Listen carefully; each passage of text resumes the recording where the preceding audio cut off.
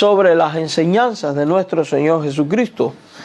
Y bueno, pues algo que olvidé decirle, con el favor de Dios esperamos la semana que viene empezar los grupos pequeños también. Ya después le vamos a dar los anuncios, porque tengo que coordinar con los hermanos que van a estar facilitando sus casas para informarles. Mateo 28, 19. Mateo 28, 19. Dice así, de esta manera, la palabra de nuestro Dios. Mateo 28, 19. Y es un texto conocido por todos nosotros. Y aunque este es uno de los versículos que vamos a usar, no es el texto base del mensaje. Mateo 28, 19 y 20. Dice de esta manera: por tanto, id y haced discípulos a todas las naciones, bautizándolos en el nombre del Padre, y del Hijo, y del Espíritu Santo, enseñándoles que guarden todas las cosas que os he mandado, y aquí yo estoy con vosotros todos los días, hasta el fin del mundo. Amén. Oramos. Señor, gracias por esta mañana, gracias por tu palabra. Rogamos tu bendición, toma tú el control de la predicación y ministranos a cada uno de nosotros. Por Jesucristo te lo imploramos. Amén. Amados hermanos, la misión asignada por Cristo a todos los creyentes es hacer discípulos. Dicha misión comienza con la evangelización y de hecho dura toda la vida, exactamente hasta el momento en que el Señor o venga por nosotros o nos llame en gloria. Y a través del proceso dura toda la vida, porque la educación cristiana y la enseñanza de las verdades concernientes a Dios y su reino dura toda la vida, y se nos manda a enseñar a todos estas verdades y a que obedezcan. Mateo 28, 19 dice: por tanto, id a ser discípulos a todas las naciones, bautizándolas en el nombre del Padre, del Hijo y del Espíritu Santo, y enseñándoles que guarden todas las cosas. Y quiero que preste especial atención a esta frase: enseñándoles que guarden todas las cosas. Y estas son las palabras de Cristo a todos sus seguidores. Estas son las palabras del Señor a cada uno de sus discípulos antes de ascender al cielo. Estas son las palabras de Dios también para ti y para mí, para los cristianos de todos los tiempos. En estas palabras hay dos verdades implícitas que los creyentes de todos los tiempos deben considerar y deben tomar en serio. Y es que a cada creyente Cristo le ha asignado la misión de hacer discípulos. Y la segunda es que la misión implica enseñar a otros a que guarden los mandamientos de Dios. O sea, tenemos una misión evangelizadora y una misión que también es educativa. Dios nos ha mandado a evangelizar, Dios nos ha mandado a bautizar, Dios también nos ha mandado a enseñar. Dios al que llama capacita. Si Dios nos ha pedido que vayamos al mundo y que hagamos discípulos, eso quiere decir que con la orden dada, Él garantiza el otorgamiento de la sabiduría, el discernimiento y la gracia para soportar toda clase de sufrimiento y todo aquello que sea necesario en nosotros para ser un discípulo de Cristo que hace discípulos para Cristo. Cada creyente ha de tomarse en serio esta orden dada por Dios y asumir con responsabilidad, con valor y presteza esta misión, y más cuando sabemos que en el ejercicio práctica de la misma, Cristo ha prometido estar con nosotros todos los días hasta el fin del mundo. Al leer los evangelios descubrimos que a todo aquel a quien Jesús hizo su discípulo, en algún momento después de haberle enseñado, le ordena, le manda a ir a otros y a enseñar lo aprendido, le ordena a hacer nuevos discípulos. Pues al fin y al cabo de eso se trata la vida cristiana, de ser discípulos que hacen discípulos. Veamos algunos ejemplos. Si usted recuerda el ex endemoniado gadareno y la escena, aquel hombre vivía atormentados por demonios, y después de ser liberados por el Señor, de aquella terrible posesión demoníaca que había sufrido por mucho tiempo, ante el pedido hecho de parte de a Jesús para que le permitiera ir con él, esto es lo ocurrido. Jesús no se lo permitió, dice Marcos 5:19, sino que le dijo: vete a tu casa, a los tuyos, y cuéntales cuán grandes cosas el Señor ha hecho contigo y cómo ha tenido misericordia de ti. Discipular se trata de eso, amados hermanos, de ir a los nuestros y contarles las cosas que el Señor ha hecho con nosotros y cómo ha obrado en misericordia para con cada uno de nosotros. Si recordamos los 70, podemos ver a la luz de la Biblia que ellos eran seguidores de Jesús, personas que le acompañaban todo el tiempo. Y estos no eran apóstoles, sino que eran discípulos comunes y corrientes, como usted y yo, a quienes Jesús envió de dos en dos delante de él a toda ciudad y lugar a donde él había de ir para anunciar el reino, tal y como enseña el capítulo 10 de Lucas en el versículo 1. Dice: después de estas cosas designó el Señor también a otros 70, y yo quiero que aquí miremos esto, gente que estuvo con el Señor, después fue enviada ¿por quién? Por el Señor. Y es el principio que encontramos en la Biblia. Dios nos llama a salvación, nos acompaña, nos enseña y lo hace para que después nosotros vayamos al mundo y ganemos a otros para su reino. Dice: a quienes envió de dos en dos delante de él a toda ciudad y lugar a donde él había de ir. Todo creyente dado por el Padre al Hijo también fue comisionado para contar a otros, para anunciar a otros el Evangelio y para ser discípulos y enseñar a otros las verdades aprendidas con respecto a la fe. En la conocida oración sacerdotal de Jesucristo, cuando Él ora al Padre por cada uno de sus discípulos, de alguna manera revela lo que hay en el corazón del Señor con respecto a todos aquellos que se convierten en sus seguidores, revelando lo que Cristo espera de sus discípulos, lo que Cristo espera de ti y de mí como hijos suyos, lo que Cristo espera de nosotros como cristianos.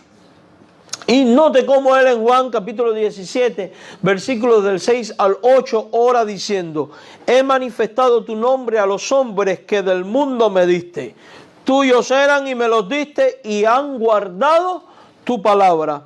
Ahora han conocido que todas las cosas que me has dado proceden de ti, porque las palabras que me diste les he dado y ellos las recibieron y han conocido verdaderamente que salí de ti y han creído que tú me enviaste. Este pasaje de la Escritura describe lo ocurrido en cada creyente, en cada discípulo de Cristo, lo ocurrido en tu vida y en mi vida, que si hoy somos discípulos se debe a que fuimos entregados por el Padre al Hijo, y debido a esto el Hijo, dice la Biblia, que nos manifestó su nombre, y por eso guardamos la palabra dada y conocemos que todas las cosas en Cristo proceden ¿de quién? De Dios. Porque la palabra dada por el Padre al Hijo son las que el Hijo nos dio. Por eso creemos que lo enseñado por Jesucristo es palabra de Dios y lo recibimos con fe, creyendo en nuestro corazón que el Hijo salió del Padre y que es un enviado de esto. Y después de rogar al Padre por varias cosas que son de competencia de los discípulos, note lo que Jesús le pide al Padre Celestial en pro de nosotros. Dice Juan capítulo 17, verso 18. Y aquí quiero que nos detengamos y que prestemos especial atención, porque esto lo está diciendo de usted y de mí. Como tú me enviaste al mundo, le dice Cristo al Padre, como tú me enviaste al mundo, así yo los he enviado al mundo. Nosotros somos personas llamadas por el Hijo para salvación y comisionadas para ir al mundo perdido y anunciar las buenas nuevas de Dios, anunciar el reino de Dios y hacer discípulos de Cristo. Yo los he enviado. Y quiero que preste especial atención aquí. Jesús no dice, yo los voy a enviar. Jesús dice, yo los he enviado. Esto es algo ya ocurrido. Interesante. Esto es lo que ha hecho Jesús con aquellos a quienes el Padre le entregó y que han guardado su palabra. Los ha enviado al mundo de la misma manera que el Padre había hecho con él. Y en otras palabras, el Padre envió al Hijo y el Hijo nos ha enviado a nosotros. De la misma manera que el Hijo obedeció al Padre en esta misión de ir al mundo para ganar al mundo, nosotros debemos de obedecer al Hijo en la misión de ir por todo el mundo para ser discípulos de Cristo para Cristo. Durante esta oración en el corazón de Jesús estaban incluidos los creyentes del futuro. Estábamos incluidos tú y yo. Si usted lee el verso 20 del capítulo 17 de Juan, Jesús dice, mas no ruego solamente por estos, o sea, por aquellos que en ese momento les están acompañando. Él continúa y dice, sino que también por los que han de creer en mí, por la palabra dada. O sea que esto de que somos enviados al mundo es parte de la oración de Jesús, también por aquellos que iban a venir después, por las generaciones futuras, por los creyentes de todos los tiempos. Y estas palabras deben tener peso en nuestra mente, en nuestro corazón y en nuestra conciencia. Eso quiere decir que los cristianos de hoy no estamos excluidos de la misión de ir y hacer discípulos de Cristo y enseñarle a los tales a que guarden todas las cosas. Estos ejemplos confirman lo que hemos venido diciendo, que todo aquel a quien Jesús hizo su discípulo, en algún momento después de haberle enseñado, lo manda a ir a otros y enseñar lo aprendido. O sea, lo convierte en un discipulador. Todos somos llamados a ser discipuladores. Ser un discipulador eficaz depende de tener una personalidad, una autoridad y una metodología adecuada. Estos tres elementos son imprescindibles. Estos tres elementos son necesarios en tu vida y en mi vida para poder ejecutar con eficacia esta misión. Para ser eficaces en el cumplimiento de esta misión, es menester entonces que nosotros miremos al ejemplo por excelencia de cada una de estas cosas. Y esa persona es Jesucristo. Esa persona es nuestro Señor, nuestro Maestro perfecto. Y en lo que respecta a personalidad, autoridad y metodología y disponer todas las cosas de nuestra vida para imitarlo, es lo que tenemos que hacer. ¿Por qué imitar a Jesús como discipulador? Porque Él es el ejemplo supremo, porque Él reúne todas las cualidades y requisitos necesarios para esta misión. Hemos de mirarlo a Él con la disposición de imitarlo a Él. Y lo primero que vamos a ver es la personalidad de Jesús como maestro, la personalidad de Jesús como discipulador. Y lo primero que vemos en el Señor es que a Él le interesaba la gente. A Él le importaba lo que ocurría en el mundo, en la sociedad. Jesús no era indiferente a las necesidades materiales y espirituales de la gente de su tiempo. Durante su ministerio en la tierra le vemos tomando acción en pro de suplir las necesidades de la gente sin buscar el reconocimiento, sin buscar la gloria o buscar un interés personal venido de parte de aquellos a quienes Él favoreció. Aún sacrificando su espacio y tiempo personal por compasión y amor a los otros. En el relato de la alimentación de los 5,000 es solo uno de los tantos ejemplos que aparecen en la Biblia de Cristo como nuestro modelo. Son estas actitudes y acciones las que los cristianos y la iglesia de hoy debemos de mirar e imitar. Si vamos a Mateo 14, versículo 13, leemos. Dice que Jesús quería estar solo y por eso busca un lugar desierto, busca un lugar apartado. Jesús quería su espacio personal, pudiéramos decir en nuestro lenguaje de hoy.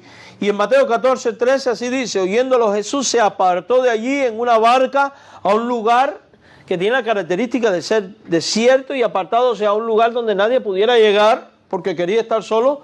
Sin embargo, cuando la gente le oyó, dice el texto, que le siguió a pie desde la ciudad, la gente fue capaz de ir hasta aquel lugar apartado, hasta aquel lugar desértico, por tal de estar con el Señor. Y aún así, la gente, aquello no fue estorbo para la gente. Le buscó y se aparecieron en aquel lugar desierto y apartado. ¿Y qué hace Jesús entonces? Él se quiere apartar y resulta que de buenas a primeras tiene a todo el mundo delante de sí. ¿Qué hace Jesús? Lejos de despreciarlo y de reclamar espacio y privacidad para descansar, orar o cualquiera de las cosas que nosotros solemos hacer cuando queremos estar solos, cuando optamos por estar a solas, esto es lo ocurrido. 14 de Mateo. Dice: saliendo Jesús, vio una gran multitud y no dijo: déjenme un rato solo, quiero estar tranquilo. No, dice la Biblia que tuvo compasión de ellos y además sanó a los que de ellos estaban enfermos. O sea que Jesús sacrificó su privacidad, Jesús sacrificó su espacio, su descanso, su todo, a causa de la compasión que tenía por la gente. Y en ese momento también sanó a los enfermos. En el plano espiritual, en otras palabras, Jesús se identificó con la necesidad de ellos y tomó acción en pro de la necesidad de ellos. Y aquí vamos viendo ejemplos. El cristiano que quiere ser un discipulador en obediencia a la comisión dada por Cristo, ha de ser alguien que sea capaz de sacrificar su privacidad y su comodidad al mostrar compasión por otros y al ver la necesidad de otros. En el plano espiritual vemos exactamente lo mismo. En su recorrido ministerial, a donde quiera que iba Jesús veía las necesidades de la gente y no era indiferente ante estas necesidades.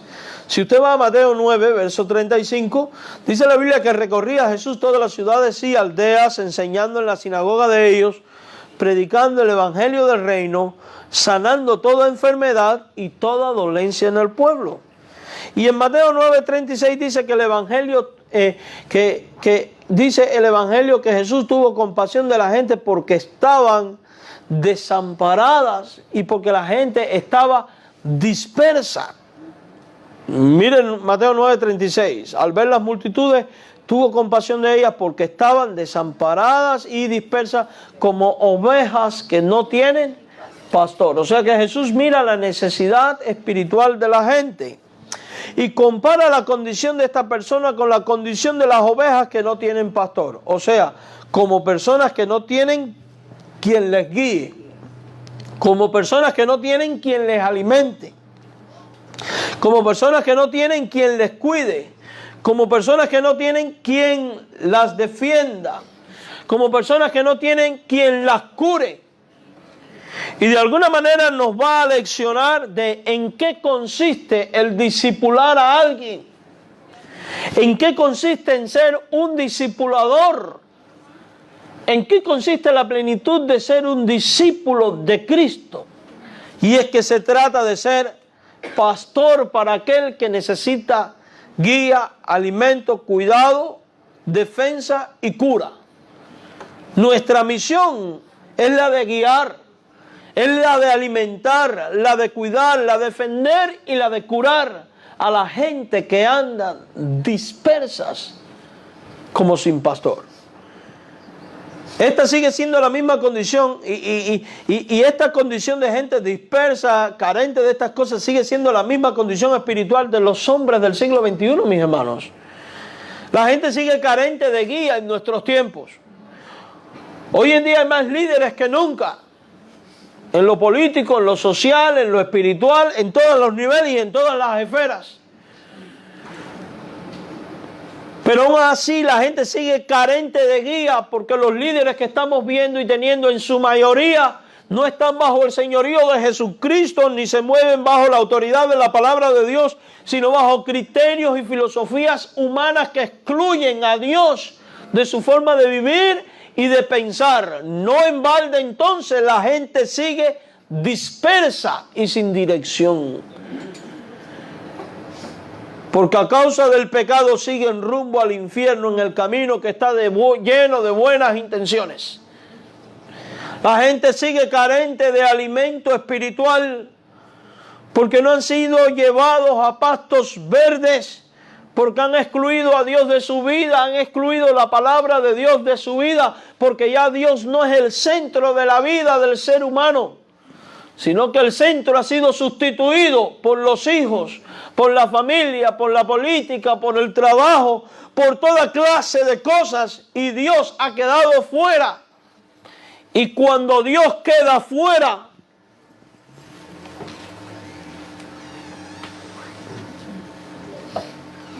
todo se acaba, todo se desmorona, todo comienza a colapsar, ya sea en lo social o en lo espiritual. El ejemplo lo tenemos en el pueblo de Israel. Cuando adulteró contra Dios y yéndose tras los ídolos falsos y abandonó a Dios como el Señor y Rey de su vida, ¿cómo terminó? Colapsando en lo social y en lo espiritual. Eso es exactamente lo que pasa con el hombre de hoy. Es lo que pasa con el cristianismo también, tristemente. Han sustituido a Dios por toda clase de cosas. Era lo que pasaba en la época de Jesús con los fariseos.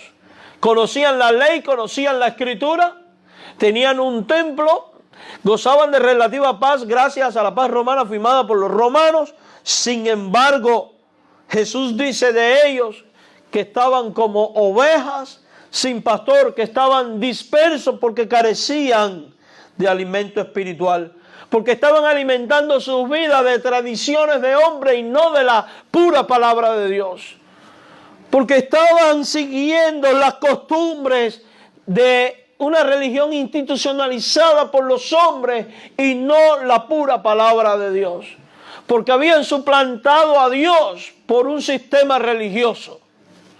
Dios no era el centro de la vida de los fariseos, era su propia ley, su propia religión, su propio judaísmo. Y es eso lo que pasa en nuestros tiempos también. La gente sigue carente de alimento espiritual porque han sustituido a Dios y están adoptando costumbres de hombres, enseñanzas de hombres, mentalidades de hombres, y la palabra de Dios no es enseñada con claridad. Hay carencia de maestros fuertes y bien preparados. No han sido llevados a pastos verdes por las circunstancias de la vida, el sistema educacional, la formación en el hogar, o por estar en iglesias no bíblicas o bíblicamente deficientes en su doctrina, por querer pertenecer a una iglesia solo para entretenerse y no con el propósito definido de honrar a Dios, servir a Dios y glorificar el nombre de Dios. Por eso se habla del cristianismo como remanente. El verdadero cristianismo siempre va a ser un remanente, una manada pequeña. La gente sigue carente de alimento espiritual. Tú y yo hemos sido alimentados por medio de la palabra de Dios. Tú y yo conocemos las verdades de Dios, por eso tenemos esta misión de ir al mundo y enseñar a las naciones a que guarden todas las cosas. La gente sigue carente de cuidado espiritual y de cuidado físico, en todos los sentidos. Hay más iglesias que nunca, más recursos espirituales, supuestamente más que nunca, más acceso a la palabra de Dios como nunca, más traducciones de Biblia e impresión de Biblia como nunca. Una iglesia en cada esquina, televisión, radio, internet. Sin embargo, la gran realidad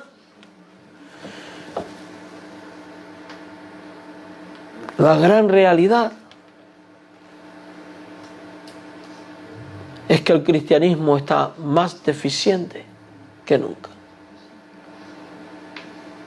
Pastor, pero yo he visto iglesias que son llenas de gente. Son mega church. ¿Son iglesias bíblicas? ¿Se está honrando a Jesucristo?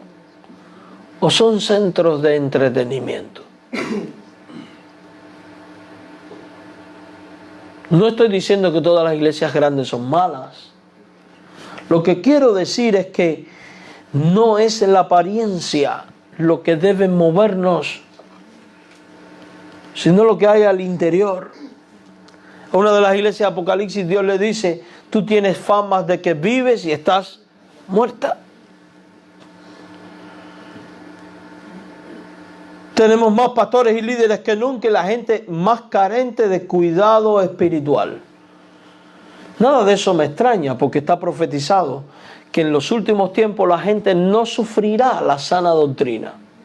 Ahorita hablábamos en la escuela dominical que la gente hoy en día detesta la doctrina.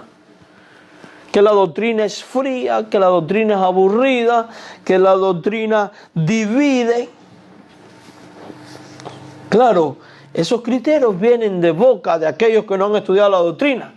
Porque quien estudia doctrina a profundidad se dará cuenta que cuando usted estudia, por ejemplo, la persona de Dios y llega a conocer a Dios a profundidad conforme a la Escritura, mire, usted va a tener un fuego por Dios inimaginable. Cuando usted conoce a profundidad lo que dice la Biblia sobre la persona de Cristo, del Espíritu Santo, de la obra, del pecado, de la salvación, su vida va a ser imposible que no viva en avivamiento, valga la redundancia. Usted va a saber cómo darle dirección a su vida, cómo tomar decisiones, qué hacer, qué no hacer, cómo actuar, cómo no actuar, porque usted va a regular toda su vida en base a lo enseñado en la palabra de Dios. Pero cuando usted odia la doctrina, guiado por toda esta mentalidad pietista que aborrece la doctrina, usted no va a saber cómo conducirse, usted no va a saber cómo adorar, usted no va a saber cómo relacionarse con Dios. Por eso en la Biblia hay un énfasis de aprender la doctrina, de enseñarle la doctrina, de cuidar la sana doctrina, de ser celoso por la sana doctrina. Tenemos falsos guías espirituales en nuestros tiempos que lo único que están es halagando el oído del ser humano. La gente sigue como ovejas sin pastor. Estamos como en los tiempos de Cristo. Había un templo muy hermoso, sacerdotes, fariseos, escribas como nunca, con una libertad tremenda, pero carente de cuidado espiritual. Ya sea por la anarquía imperante en nuestra sociedad, porque la gente hoy en día no se deja ni enseñar ni guiar, o porque ya tristemente se ha convertido lo que originalmente fue planeado por Dios como un ministerio en un negocio o en una carrera. En un negocio, en una profesión. No hay mucho, estuve hablando con un pastor y este pastor me dice que estaba disgustado con el hijo, que era pastor también, porque el hijo le había dicho que ya en estos tiempos, no vivimos en los tiempos donde el pastor visita y llama y se preocupa, que estos tiempos son pastorados de oficina. Y el padre ahí le echó su buen regaño. Y me pregunto, ¿dónde estaba la oficina de Cristo? Y la de Pedro. ¿Dónde estaba su catedral? Su oficina episcopal.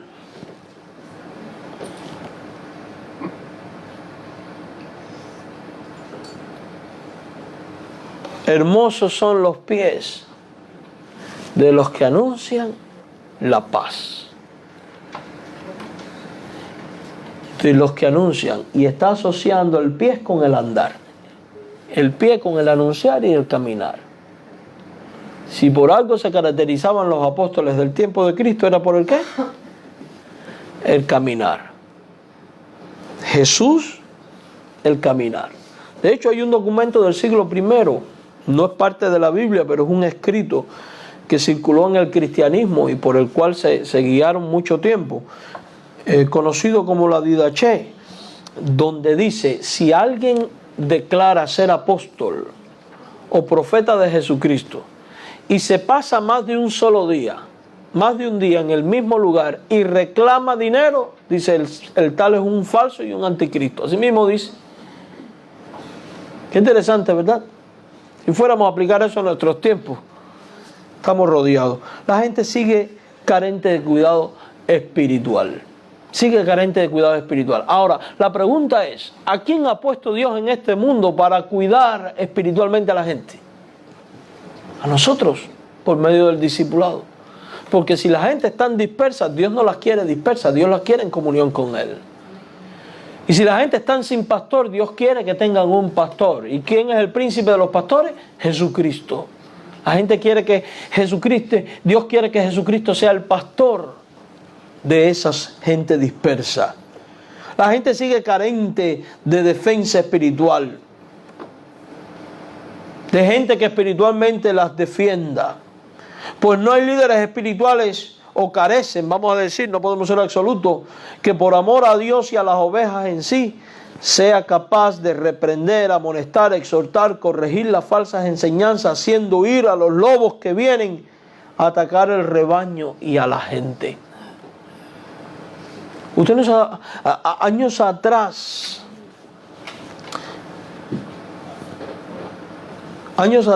el pastor cuidaba espiritualmente del redil.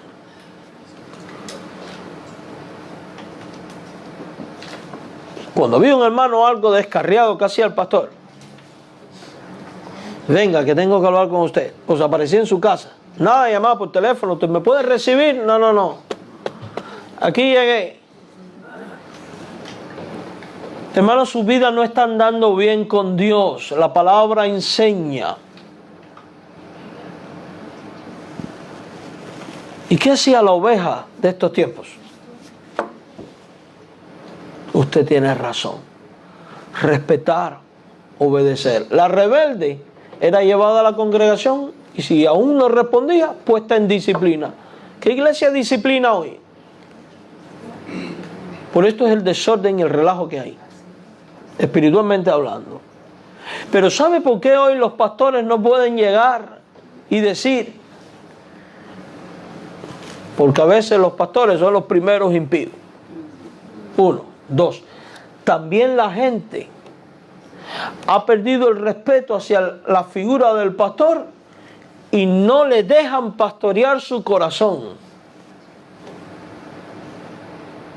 por la autoridad de la Escritura. Y si el pastor llega para decir: necesitamos hablar, hermano, sobre cómo usted está educando a sus hijos, o sobre cómo usted está llevando su vida, o por esto, por aquello, por lo otro, el pastor es un metiche, un metido. ¿Qué le interesa a él mi vida? Y la Biblia dice que han sido puestos para cuidar de las almas de las ovejas. Y el recurso que tiene es la educación y la enseñanza. La disciplina, la amonestación. Amonestación no es un regaño, déjenme les explico. Porque a veces creemos que amonestación no. Amonestación es coger la palabra de Dios y por la palabra darle instrucción. Antiguamente, cuando alguien se iba a casar, antes de oficiar la ceremonia, se daba lo que se llamaban las amonestaciones. ¿Qué eran las amonestaciones? Usted tenía que venir con el pastor a la iglesia o a donde fuera, y él los sentaba a los dos y les enseñaba: mira, el matrimonio implica esto. En la vida va a haber que conducirse así. La enseñanza de la Escritura es esta. Es enseñar. Enseñar, no con ideas legalistas y enseñanzas antibíblicas, no, conforme a la palabra de Dios, con amor, con misericordia. O sea que los pastores tienen que aprender a tomar más acción en pro de esto, y las ovejas tienen que abrirse más a dejar que su pastor les guíe espiritualmente, porque Dios lo ha puesto también para eso. La gente sigue carente de quienes le curen, porque no hay iglesias dispuestas a pagar el precio de atreverse a ir más allá de la esfera espiritual y ser capaces de sanar las heridas de los santos y dar de comer al pobre y al necesitado. Hemos centrado todo nuestro ministerio en la adoración y la educación, y nos hemos olvidado de curar la herida del caído. Nos hemos olvidado de alimentar al hambriento. Y no estoy hablando de esta iglesia en particular, no me malinterprete. Estoy hablando en términos generales del cristianismo. Para mí es vergonzoso que hayan iglesias con unos templos, con unos lujos enormes, habiendo gente pasando hambre, a veces hasta en su congregación, con gastos exacerbados en cosas que muchas veces no son necesarias, u otras que pueden ser sustituidas por cosas. Si yo lo que necesito es un equipo de audio, yo no necesito gastarme $300,000 en un equipo de audio cuando con $1,000 resuelvo exactamente lo mismo. Solo por poner un ejemplo. O sea, iglesias que no administran bien el dinero, porque para mí es una mala administración cuando tú equipas con todo lo de última tecnología o lo que sea, cuando no tienes necesidad, habiendo gente necesitada. Habiendo necesidad de sostener misioneros, habiendo necesidad de poder ayudar a aliviar el hambre en cualquier parte del mundo. Cuando Aarón estuvo ingresado porque en mi casa son por turno, no, uno primero, otro después. Le toca a Dailín ahora, Dios no lo quiera, pues no sé qué me hago yo. Ahora que Aarón estuvo ingresado, mire hermano, allí pasaron unas cosas que yo sinceramente sentí vergüenza delante de Dios. Llegaron de la tienda de Publix a estar con los niños, a hacerle un presentico, a hacer trabajos manuales.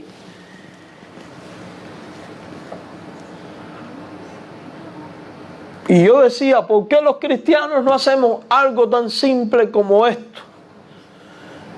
Y mi hijo, que estaba ahí agobiado arriba de aquella cama, pudo desconectar.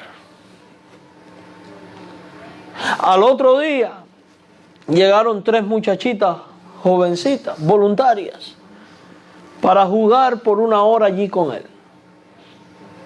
Nadie las había mandado. Ahí estaban. Y ya sea que lo hagan porque se los piden para la escuela o por lo que sea, la cuestión es que lo estaban haciendo. Y qué tristeza me dio ver tanta gente del mundo pasando por allí para hacer algo por los niños y ni un solo cristiano, tan siquiera para decir, vamos a orar. Yo creo que es tiempo de que nosotros tomemos un poco más de acción. ¿Cómo la gente va a creer en nuestro mensaje de amor y de misericordia y todas estas cosas si nosotros no manifestamos en acciones concretas nuestro amor y nuestra misericordia? Y caemos en la hipocresía de decirle a alguien, Dios te bendiga, vete en paz, Dios te va a proveer, cuando tú tienes en tus manos el poder hacer por alguien. Aquellas 3 muchachas no llevaron nada, pero fue 40 minutos jugando con un tablero allí. Algo que parecía tonto, pero para el niño era importante en ese momento. La gente sigue carente. ¿Sabe por qué la iglesia crecía en favor con Dios y con todo el pueblo en el libro de los Hechos? Porque hacía todas estas cosas, porque tenían las cosas en común y porque nadie decía tener suyo nada propio. Las cosas en este aspecto no han cambiado y no cambiarán jamás mientras estemos en la tierra. El mismo Cristo que nos ha dado ejemplo nos demandará por haber hecho o no estas cosas. La Biblia habla por sí sola, mis hermanos. Mateo 25:31 dice: cuando el Hijo del Hombre venga en su gloria, todos los santos ángeles con él, entonces se sentará en su trono de gloria. Y serán reunidas delante de él todas las naciones, y apartará los unos de los otros, como aparta el pastor las ovejas de los cabritos. Pondrá las ovejas a su derecha, o sea, los salvos, y los cabritos a su izquierda, los no salvos. Entonces el rey dirá a los de su derecha, a los creyentes: esto es lo que se nos va a decir a ti y a mí. Y escuche, es lo que se nos va a decir a ti y a mí: venid benditos de mi Padre, heredad el reino preparado para vosotros desde la fundación del mundo. Esto lo va a decir de creyentes, pero de creyentes que tomaron acciones concretas en favor del otro. Porque nosotros somos muy fieles en amar a Dios sobre todas las cosas, pero nos olvidamos con mucha facilidad de amar al prójimo como a nosotros mismos. Venid benditos de mi Padre, heredad el reino. Y después dice: porque tuve hambre y me diste de comer, tuve sed y me diste de beber, fui forastero y me recogisteis, estuve desnudo y me cubristeis, enfermo y me visitasteis, en la cárcel y vinisteis a mí.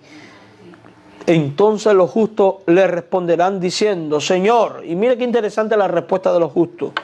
Los justos no se habrán dado cuenta de que ellos visitaron, recogieron, alimentaron, etcétera, etcétera. ¿Por qué? Ellos preguntan: ¿cuándo te vimos forastero y te escogimos desnudo y te cubrimos? ¿O cuándo tuvimos enfermos o en la cárcel y vinimos a ti? ¿Sabe por qué ellos se asombran de que Jesús les diga eso? Porque los que han entendido el Evangelio hacen estas cosas por naturaleza. Porque es parte de su vida. No mecánicamente, por naturaleza. Por eso el rey les dirá: de cierto os digo que en cuanto lo hiciste a uno de estos mis hermanos más pequeños, a mí lo hiciste. La otra cuestión con el Cristo es que a Jesús le importa ser un maestro práctico para la gente. Y nosotros tenemos que ser gente práctica, gente de acción. Jesús no se limitó a tener conocimiento de las necesidades de la gente, para decir pobrecillos, no. Él va por el cambio. Saber lo que la gente necesita y tener tú la solución, y aún así quedarte de brazos cruzados es una indolencia imperdonable, no propia de los hijos de Dios, porque ese no es el ejemplo de Cristo. No es el ejemplo que hemos recibido de Cristo.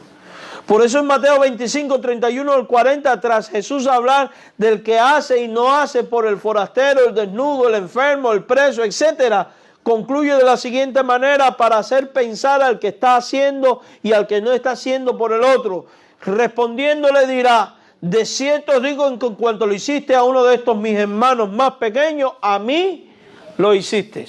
Ahora, preste especial atención a lo que le va a decir ahora a lo de la izquierda, a los no creyentes, o a la persona que creía ser creyente o cree que es creyente, pero que vive indiferente ante las necesidades del otro. Y fíjese, yo quiero que usted vaya pensando en todo esto, porque lo que yo quiero decir es que todo esto es parte del discipulado. Es parte de ser un discípulo y es parte de ser un discipulador.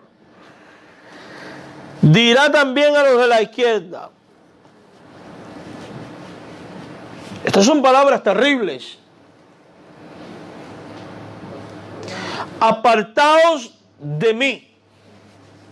Y mire qué calificativo tan terrible. Jesús dice: malditos. El creyente que pasa indiferente ante las necesidades de los otros va a ser apartado de Dios y es visto como maldito. Al fuego eterno preparado para el diablo y sus ángeles. ¿Por qué? ¿Porque perdió la salvación? No.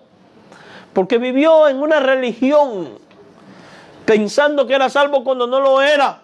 Porque los verdaderos convertidos no pasan indiferentes ante las necesidades materiales y espirituales de su mundo, sino que por naturaleza toman acción para hacer la voluntad de Dios.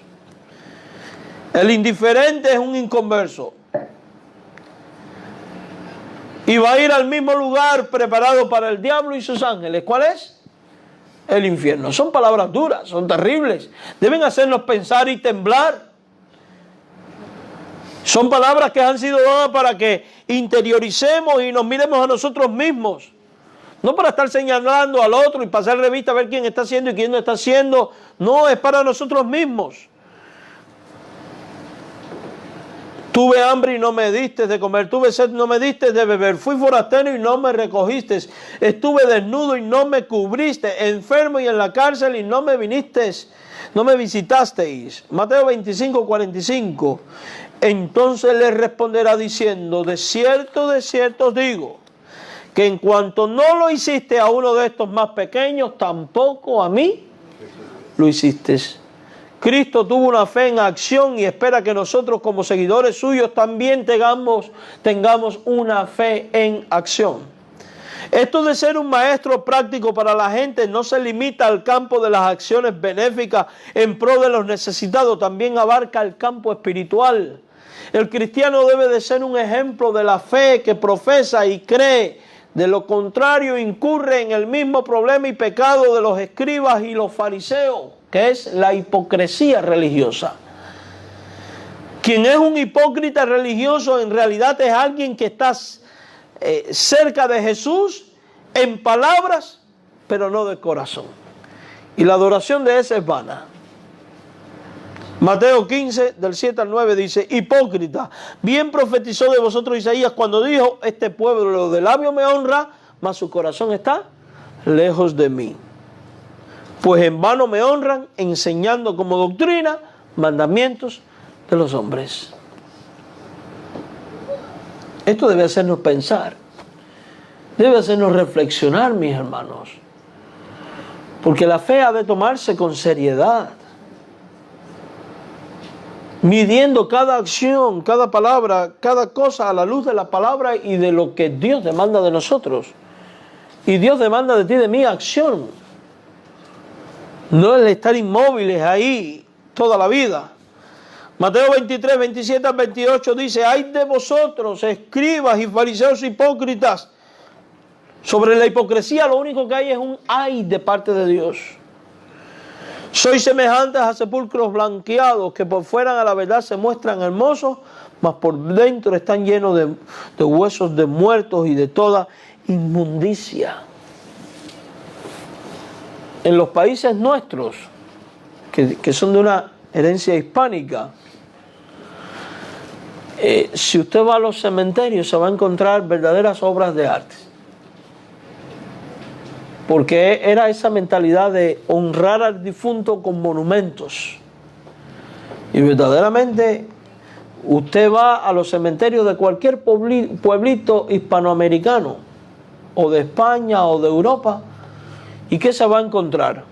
Mármoles, unas estatuas increíbles, decoraciones en plata, en distintos estilos, gótico, barroco, románico, verdaderas obras de arte.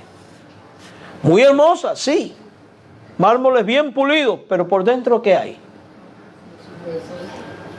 Así es la vida del creyente. Cuando se guía solo por apariencias.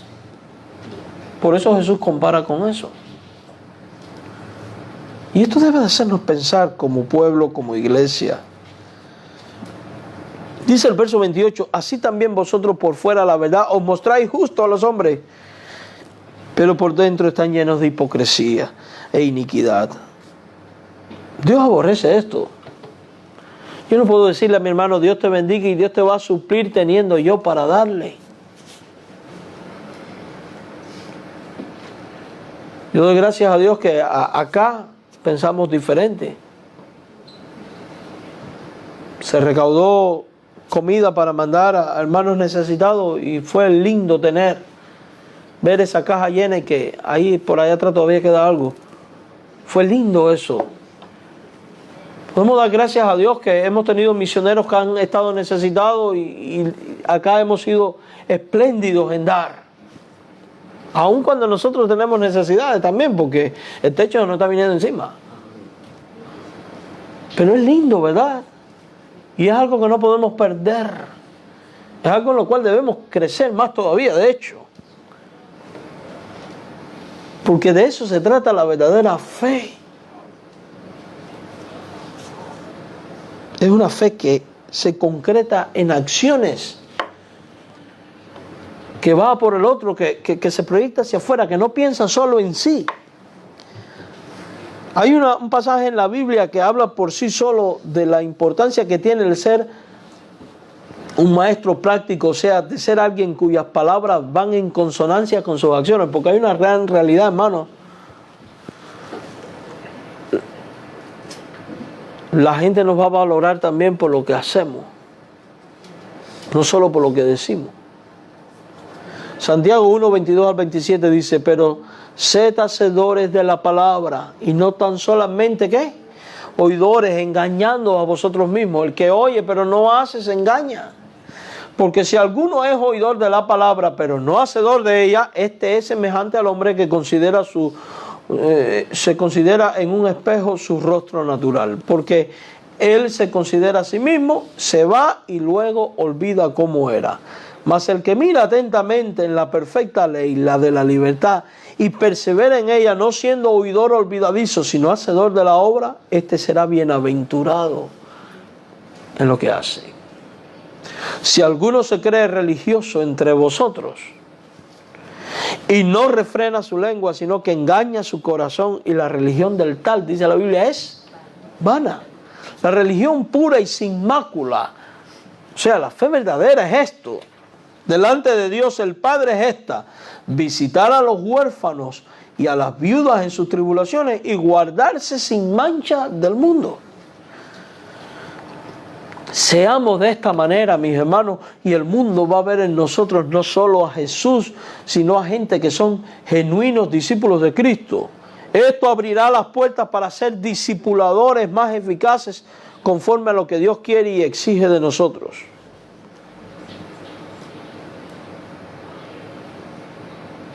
Qué triste es en nuestros tiempos cuando usted sale a evangelizar y usted se presenta como cristiano. Qué triste que nos estén mirando como la persona que viene para quitarnos algo. Que viene para quitarnos el dinero. Porque han sido tantos los abusos cometidos por muchos sinvergüenzas y falsos maestros y falsos pastores y falsos apóstoles, que la gente ha generalizado. ¿A usted no le ha ocurrido que ha ido a hablarle a alguien y dice, no? Ahí lo único es para quitar dinero y para robar y para pedir? Eso es lamentable. Es lamentable. ¿Sabe cómo eso se tapa la boca? Haciendo por el otro. La autoridad de Jesucristo como discipulador es lo otro que debemos de considerar. Jesús sabía lo que estaba enseñando y se ceñía exclusivamente a la palabra de Dios, excluyendo toda tradición de los hombres. Por eso cuando él hablaba, la gente se maravillaba y decía, este habla como quien tiene ¿qué? Autoridad. Él maneja los asuntos doctrinales y morales y espirituales con un conocimiento extraordinario. No se guía por tradiciones, se guía exclusivamente por lo que enseña la palabra. Cayera bien o cayera mal. De hecho, hay un momento en el cual es tan fuerte que muchos de los discípulos dejan de seguirle. Él se vuelca a los 12 y les dice, ¿se quieren ir ustedes también? Porque es que seguir a Cristo implica el sacrificio de ser capaz de tomar la cruz y aún así seguir.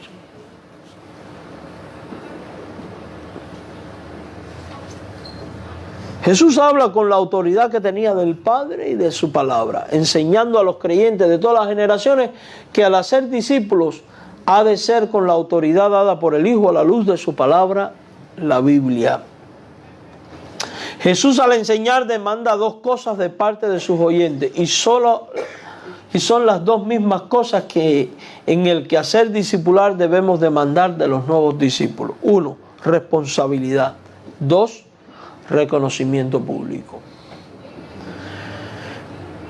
Cuando hablamos de responsabilidad vemos que Jesús nunca forzó a la gente a aceptar su punto de vista.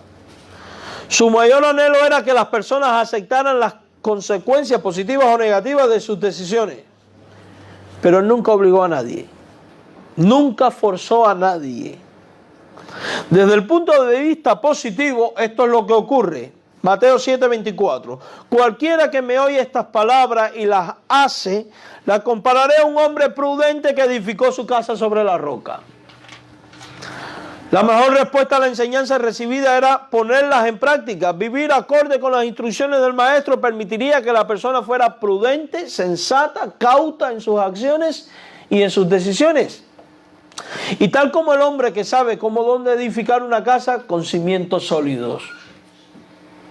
Sin embargo, Jesús también enseña que hay personas que escuchan y hay personas que no escuchan. Desde el punto de vista negativo, el éxito de un buen maestro no se mide necesariamente con base a las respuestas positivas. También se manifiesta en el hecho de que cualquiera que me oye estas palabras y no las hace, le compararé a un hombre insensato que edificó su casa sobre la arena. Oye esas palabras esta persona y no las hace y demuestra que es un insensato, alguien que no sabe apreciar o hacer buen uso de las cosas buenas de la vida dadas por Dios, tal como el hombre que construyó su casa sobre la arena. La segunda demanda al enseñar, de la cual hablamos y de la cual habla Jesús, es el reconocimiento público. La Biblia dice, cuando terminó Jesús estas palabras, la gente se admiraba de su doctrina, porque le enseñaba como quien tiene autoridad y no como los escribas. Y el sentido de autoridad es dado por los oyentes que experimentan la fuerza, la sinceridad, la veracidad, la coherencia, mis hermanos. Sinceridad, veracidad y coherencia de las enseñanzas impartidas por un discipulador o maestro. Por eso la gente se admiraba de Jesús y su doctrina y decían, este enseña como quien tiene autoridad. La gente, al escuchar a Jesús, habían comenzado a comprender la validez de la enseñanza recibida, y es exactamente lo mismo que va a ocurrir con usted y conmigo si enseñamos conforme a la autoridad de Cristo revelada en su palabra. Así como Cristo, usted y yo somos llamados a hablar conforme a la Escritura, no conforme a las corrientes ni a las mentalidades de los hombres de nuestros tiempos, sin rebajar la palabra de Dios. Y en último lugar, en lo cual Jesús es un ejemplo a imitar, es en metodología. El método por excelencia de Cristo fueron las parábolas. Nosotros los conocemos. Y cada vez que vemos a Jesús andar en su ministerio por todos lados enseñando, vemos que siempre se valió de métodos para captar la atención y para dar enseñanzas. Por ejemplo, la mujer de Samaria. Él llega a aquel pozo, está la mujer, le dice, dame de beber. Claro, Jesús tiene una intención que va más allá. Está usando el dame de beber para enseñar. Porque después que dice, si tú supieras quién es el que te dice dame beber, tú le pedirías y él te daría agua viva. Y por ahí tuvo una metodología. Estoy convencido que cuando él está enseñando en el Sermón del Monte, miren las aves de los cielos. Probablemente habían pájaros por el lugar. Miren las flores del campo. Foca la atención hacia aquellas cosas que el hombre conoce perfectamente y en las cuales puede ver una enseñanza que va más allá. Las flores nadie la viste, al ave nadie la alimenta, solo Dios en su providencia, así mismo voy a hacer contigo. Hay metodología. Cuando habla de la semilla y el sembrador, está narrando una realidad de qué ocurre con una semilla cuando se siembra el boleo. Una cae aquí, otra allá. Y usa aquello para dar lecciones. Hay una metodología. Continuamente vemos a Jesús enseñar Aquella mujer viene, toca el manto empujando a la gente. Él quiere dar otra lección. Alguien me ha tocado, maestro, todo el mundo te aprieta y tú dices que alguien te ha tocado. Es que ese fue un toque diferente. Eso quiere decir que nosotros debemos de pedirle a Dios metodología y sabiduría para enseñar la palabra de Dios y convertir cada circunstancia en una oportunidad para guiar a la persona a Cristo. Yo creo que le hice la historia que en una ocasión, en un calor horrible en agosto, estaba sentado en un parque de La Habana, se me ocurre sentarme al lado de un señor, me empiezo a echar aire con una revista que traía en la mano y le digo, ¡qué calor! Y aquel hombre me dice, más grande va a ser el fuego cuando venga el Armagedón. El calor ahí va a ser más intenso y me metió todo el asunto del Armagedón. El hombre, desde que me dijo aquello, supe que era testigo de Jehová. Pero aprovechó toda circunstancia. Aprovechó todas circunstancias. Nosotros debemos ser así. Así debemos ser. Amados hermanos, es importante que usted entienda que va a haber gente que va a escuchar y gente que no va a escuchar. Gente que va a oír y gente que no va a oír.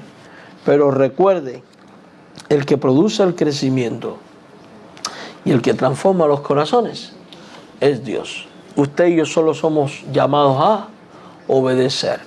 ¿Cómo? Imitando a Jesús. ¿Por qué?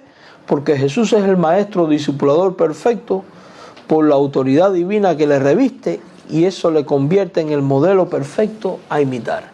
Miremos a Cristo y desarrollemos la misma actitud, la misma autoridad, la misma metodología con Él y veremos cómo la gente se convierte en discípulos de Cristo. Amén. Que el Señor le bendiga y esto es lo que quería compartir. La semana que viene seguimos hablando de Jesús como maestro. Vamos a estar 3 meses en estos temas. Puesto de pie, vamos a cantar Grande gozo hay en mi alma hoy.